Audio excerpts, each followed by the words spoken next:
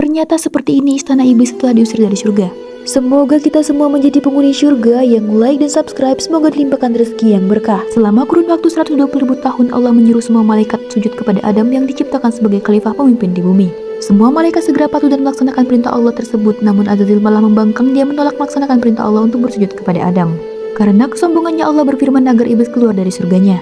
Sejak iblis terlempar dari surga, iblis membangun singgasana dan istana di lautan. Dalam sebuah riwayat Imam Ahmad, Rasulullah bersabda, "Apa yang kamu lihat? Saya melihat singgasana di atas lautan yang dikelilingi oleh beberapa ular," jawab Ibnu Sayyad. "Dia telah melihat singgasana iblis," sabda Rasulullah.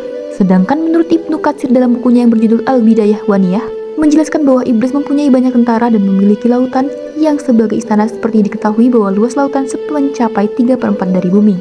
Oleh karena itulah, ia menempatkan kerajaannya di lautan agar ia bisa lebih leluasa memerintah bala tentaranya yang jumlahnya sangat banyak. Inilah 5 janji Allah kepada orang yang suka memelihara kucing. Semoga kita semua menjadi penghuni surga yang like dan subscribe. Semoga dilimpahkan rezeki yang berkah. Allah memiliki 5 janji kepada mereka yang menyayangi berbagai hewan, salah satunya adalah kucing. Pertama, mendapat rahmat dari Allah pada hari kiamat. Ternyata rahmat Allah juga dapat diberikan kepada orang yang menyayangi hewan seperti kucing. Kedua, dosa-dosanya dapat diampuni oleh Allah. Seseorang yang suka memelihara hewan seperti kucing ternyata dapat menjadi wasilah diampuni dosa-dosanya oleh Allah. Jangankan hewan seperti kucing, dalam satu riwayat dosa-dosa akan diampuni oleh Allah meski memberi minum seekor anjing. Ketiga, bernilai sedekah bagi orang yang suka memeliharanya. Seseorang yang memelihara hewan seperti kucing sama halnya mereka belajar untuk bersedekah. Hal itu karena saat ia memberikan makan, minum, dan kasih sayang kepada hewan yang menjadi peliharaannya, maka di saat itulah apa yang ia lakukan bernilai sebagai sedekah. Keempat, mendapat ampunan dan ridho dari Allah. Kelima, menambah timbangan amal baik di hari kiamat. Kebaikan yang sudah diberikan dalam memelihara kucing tersebut, seperti memberi makan, bahkan membersihkan kotorannya, kelak akan ditimbang sebagai amal kebaikan di hari akhirat.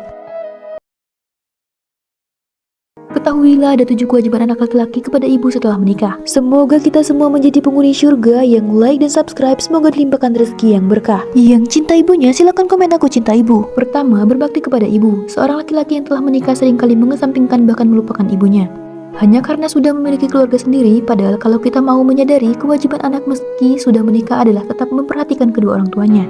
Kedua, menyayangi dengan sepenuh hati. Perjuangan seorang ibu untuk membesarkan anaknya tidaklah mudah. Maka dari itu, anak wajib membalas kebaikan ibunya ketika ia telah dewasa, salah satunya dengan cara menyayangi. Ketiga, meringankan beban ibunya. Keempat, menghormati dan sopan. Kelima, selalu menjaga perasaan ibu dikala kondisi orang tua sudah tidak muda lagi. Seorang anak hendaknya selalu menjaga perasaan orang tuanya, terutama adalah perasaan seorang ibu. Meski kita dalam kondisi tidak baik sekalipun, sebisa mungkin tunjukkanlah senyum terindah saat bertemu orang tua. Keenam, bersikap adil terhadap nafkah ibu dan istri. Ketujuh, merawat dengan baik. Perintah untuk berbuat baik kepada orang tua telah dituliskan dalam Al-Quran. Sebagai seorang anak, kita wajib merawat orang tua kita, bukan malah mengirimkannya ke panti jompo. Ketahuilah sebagai umat muslim, kita harus berhati-hati dalam memilih pemimpin. Inilah pedoman memilih pemimpin dalam Islam.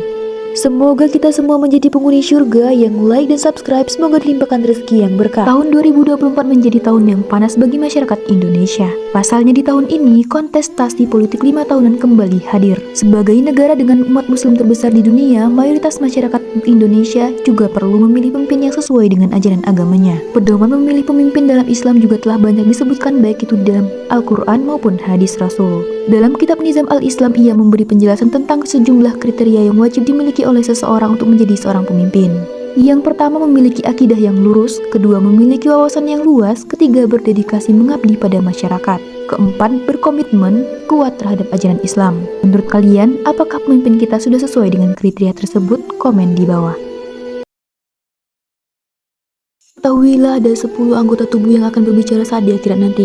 Sejatinya apa yang dilakukan manusia di dunia akan dimintai pertanggungjawaban. Semoga kita semua menjadi penghuni surga yang like dan subscribe. Semoga dilimpahkan rezeki yang berkah. Setiap bagian dari tubuh kita kelak pada hari kiamat akan berbicara mengenai apa saja yang telah dilakukannya di dunia ini. Jika hari ini kita masih beralasan dengan segala maksiat-maksiat yang kita lakukan, maka di hari kiamat nanti sesungguhnya mulut kita akan terkunci. Tubuh-tubuh kita yang pernah bermaksiat akan bersaksi di hadapan Allah nanti. Abu Bakar Asyam pernah berkata bahwa ada 10 anggota tubuh manusia yang akan berbicara pada hari kiamat, yaitu 2 telinga, 2 mata, 2 kaki, 2 tangan, kulit, dan lisan. Kelak tidak ada tubuh yang berdusta di hadapan Rabb-nya.